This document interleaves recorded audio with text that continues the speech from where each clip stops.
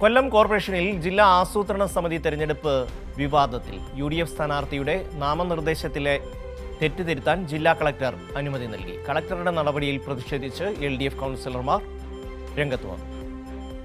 ഒരു തെരഞ്ഞെടുപ്പിന് വന്നാൽ കേട്ടുകേൾവി പോലുമില്ല. നോമിനേഷൻ പേപ്പർ തിരുത്തുക, അതായത് വൈറ്റ്നർ വെച്ച് തിരുത്തുക, ആ വൈറ്റ്നർ വെച്ച് തിരുത്തിയതിനു ശേഷം പേരെഴുതുക.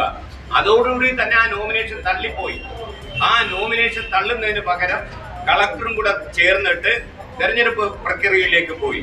ആ തെരഞ്ഞെടുപ്പ് പ്രക്രിയയിലേക്ക് പോയപ്പം ഇത് ജനാധിപത്യ വിരുദ്ധമായ ഒരു തെരഞ്ഞെടുപ്പാണ് എന്ന് മനസ്സിലാക്കിയിട്ട് ആ ജനാധിപത്യ വിരുദ്ധമായ തെരഞ്ഞെടുപ്പിൽ സഹകരിക്കാൻ LDF തയ്യാറല്ല എന്നുള്ളതിന്റെ അടിസ്ഥാനത്തിൽ 16 LDF കൗൺസിലർമാരും ആ യോഗം ബഹിഷ്കരിച്ച് കളക്ടറുടെ അന്യായമായ പെരുമാറ്റം, ഒരു നിഷ്പക്ഷനായിട്ടുള്ള റിട്ടേണിംഗ് ഓഫീസറായി പ്രവർത്തിക്കുക, കളക്ടറെ പോലെ ജില്ലയുടെ പരമാധികാരിയായിട്ടുള്ള ഒരാള് ഒരു പക്ഷത്തിന് വേണ്ടി ഏകപക്ഷമായി തനി രാഷ്ട്രീയം കളിക്കുന്ന തരത്തിലേക്ക് അധപ്പതിച്ചിരിക്കുന്നു എന്ന് മനസ്സിലാക്കിയിട്ടാണ് ഞങ്ങൾ ഇന്ന് ഈ തെരഞ്ഞെടുപ്പ് ബഹിഷ്കരിക്കാൻ തീരുമാനിച്ചിട്ടുള്ളത്.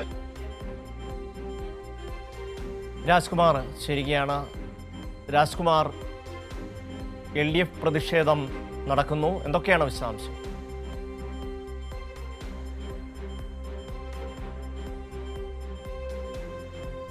കൊല്ലം കോർപ്പറേഷനിൽ ജില്ലാ ആസൂത്രണ സമിതി തെരഞ്ഞെടുപ്പിനെ സംബന്ധിച്ച് LDF പ്രതിഷേധവുമായി രംഗത്ത് വന്നിരിക്കുന്നു. UDF സ്ഥാനാർത്ഥിയുടെ നാമനിർദ്ദേശ പത്രികയിലെ പേര് തിരുത്താൻ ജില്ലാ കളക്ടർ അനുമതി നൽകി. പേര് പോലും വൃത്തിയായി എഴുതാൻ അറിയാത്ത ഒരു സാഹചര്യം അവിടെ നിലനിൽക്കുന്നു എന്ന് തിരിച്ചറിഞ്ഞാണോ കളക്ടർ പേര് തിരുത്താനുള്ള അനുമതി നൽകിയത് എന്നുള്ളതിനെ സംബന്ധിച്ച് അറിയില്ല.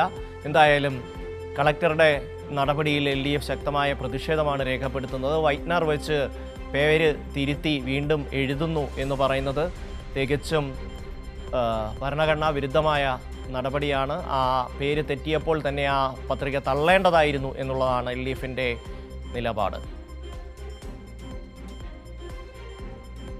രാജ്കുമാർ ചേരുകയാണ്. രാജ്കുമാർ, LDF പ്രതിഷേധവുമായി രംഗത്ത് വന്നിരിക്കുന്നു, എന്താണ് വിശദാംശം? ഈ ജില്ലാ പ്ലാനിംഗ് കമ്മിറ്റിക്കകത്തുള്ള തെരഞ്ഞെടുപ്പ്, അതായത് കൊല്ലം കോർപ്പറേഷനിൽ നിന്ന് 2 പേരെ നോമിനേറ്റ് ചെയ്യാമായിരുന്നു. അതിൽ UDFും LDFും മത്സരിച്ചു. അതിൽ UDF സ്ഥാനാർത്ഥിയുടെ പേര് പോലും തെറ്റായിട്ടാണ് രേഖപ്പെടുത്തിയിരുന്നത്. ആ നിലയ്ക്ക് അത് തള്ളേണ്ടതായിരുന്നു. പകരം UDFിന്റെ സ്വാധീനത്തിന് വഴങ്ങി ജില്ലാ കളക്ടർ അത് തിരുത്താനുള്ള അവർക്ക് അവസരം നൽകി എന്നാണ് LDFിന്റെ ആരോപണം. ഇതിനെ തുടർന്ന് തെരഞ്ഞെടുപ്പ് ബഹിഷ്കരിച്ച് LDFിന്റെ കൗൺസിലർമാർ പുറത്തേക്ക് വരികയായിരുന്നു.